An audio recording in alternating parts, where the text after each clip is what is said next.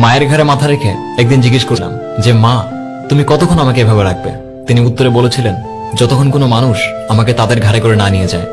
প্রেম ভালোবাসা অন্ধ কেন হয় জানেন? কারণ আপনার মা আপনাকে দেখার আগেই ভালোবেসে ফেলেছিলেন। আপনার ভাগ্য কখনো খারাপ হতো না যদি ভাগ্য লেখার হকটা মায়ের হাতেই থাকতো। বাবা মায়ের অবদানের পার্থক্য মাত্র একটাই, মায়ের অবদান বেঁচে থাকতেই বোঝা যায়, আর বাবার অবদান চলে যাওয়ার পরে বোঝা যায়। বাবা সবসময় নিম পাতার মতোই হয়, ডাজন্ট ম্যাটার সেটা কতটুকু তিতা, কিন্তু ছায়া সব সময় ঠান্ডাই হয়। মা যেটাই রান্না করুন না কেন, রাগ না দেখে খেয়ে নেবেন, কারণ এই পৃথিবীতে এমনও মানুষ আছে কারো মা নেই, আবার কারো খাবার নেই।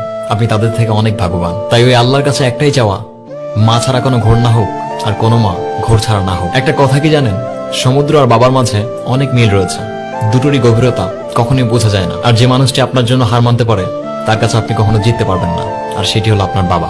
আর তাই পৃথিবীতে সব থেকে বড় অসম্ভব কাজ হচ্ছে বাবা মায়ের ভালোবাসার পরিমাণ খুঁজে বের করা। দেখুন, পানি গরম হতে সময় লাগে, চাঁদ পূর্ণিমা হতে সময় লাগে, ঠিক তেমনি আপনার এই মরিচা পড়া ভাগ্যটা খুলতেও সময় লাগবে, যে সময়টি আপনার থাকা উচিত। আর মনে রাখবেন, এই পৃথিবীতে আমরা একবারই আসি, তাই এমন আমল করুন যেন দ্বিতীয়বার আসার ইচ্ছা আর না হয়। সম্মান আর প্রশংসা চাইলে পাওয়া যায় না, অর্জন করে নিতে হয়। ঔষধ পকেটে নয়, কেবলমাত্র আপনার শরীরের ভেতরে গেলে আপনি সুস্থ হবেন।